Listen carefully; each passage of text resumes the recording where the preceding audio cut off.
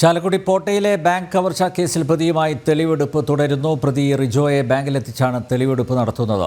അതിനിടെ കവർച്ച ചെയ്ത പണം റിജോയുടെ വീട്ടിൽ നിന്ന് കണ്ടെത്തി. കത്തിയും ഉപയോഗിച്ച വസ്ത്രവും വീട്ടിൽ നിന്നും പോലീസ് കണ്ടെടുത്തു. ആനന്ദ് പുതൂർ ചേരുന്നു. ആനന്ദ്, വിശദാംശങ്ങൾ. അനിനമ്പ്യാർ അല്പസമയം മുമ്പ് എന്തായാലും തെളിവെടുപ്പ് അവസാനിപ്പിച്ചിട്ടുണ്ട്. ഇപ്പോൾ ഇയാൾ ചാലക്കുടി പോലീസ് സ്റ്റേഷനിലാണ്, പോലീസിന്റെ കസ്റ്റഡിയിലാണുള്ളത്. ഏതാണ്ട് 5 മണിയോട് കൂടി തന്നെ ചാലക്കുടി കോടതിയിലേക്ക് ഇയാളെ കൊണ്ടുവരും. വൈദ്യപരിശോധന നടത്തേണ്ടതുണ്ട്. വൈദ്യപരിശോധന നടത്തിയതിനു ശേഷമായിരിക്കും ചാലക്കുടി കോടതിയിൽ ഇയാളെ ഹാജരാക്കുന്നത്. തുടർന്നായിരിക്കും റിമാൻഡ് അടക്കമുള്ള നടപടികളിലേക്ക് കടക്കാനുള്ള തീരുമാനം പോലീസുള്ളത്. ഇപ്പോൾ റിമാൻഡ് റിപ്പോർട്ട് അടക്കം തയ്യാറാക്കുന്ന ഒരു തിരക്കിലാണ് പോലീസുള്ളത്. ഒരുപക്ഷെ 5 മണിക്ക് കോടതിയിൽ ഹാജരാക്കിയില്ലെങ്കിൽ അതിനുശേഷം മജിസ്ട്രേറ്റിന്റെ വീട്ടിൽ ഹാജരാക്കാനാണ് പോലീസിന്റെ ഒരു തീരുമാനം. ഈ കാര്യത്തിൽ ഒരു വ്യക്തതയില്ല.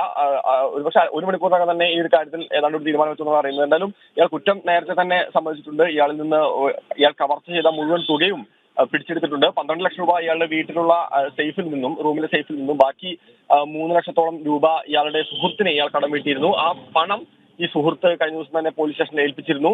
എന്തായാലും അല്പസമയത്തിനകം തന്നെ ഇയാളെ കോടതിയിൽ ഹാജരാക്കുമെന്ന് തന്നെയാണ് പ്രതീക്ഷിക്കുന്നത്. തുടർന്നും പോലീസ് കസ്റ്റഡി ആവശ്യപ്പെടുമോ ആനന്ദ്? തീർച്ചയായിട്ടും അത് ഒരുപക്ഷെ റിമാൻഡിൽ പോകാനാണ് ഒരു സാധ്യത പറയുന്നത്. അതിനുശേഷം നാളെയായിരിക്കും കസ്റ്റഡി അപേക്ഷ പോലീസ് നൽകുക എന്നാണ് അറിയാൻ സാധിക്കുന്നത്. ഏതാണ്ട് 2-3 ദിവസത്തോളം, പരമാവധി 3 ദിവസം വരെ കസ്റ്റഡിയിൽ വെക്കാനുള്ള ഒരു തീരുമാനത്തിലാണ് പോലീസ് ഉള്ളത്. ചാലക്കുടി പോട്ടയിലെ ബാങ്ക് കവർച്ചാ കേസിൽ പ്രതിയുമായി തെളിവെടുപ്പ് തുടരുന്നു.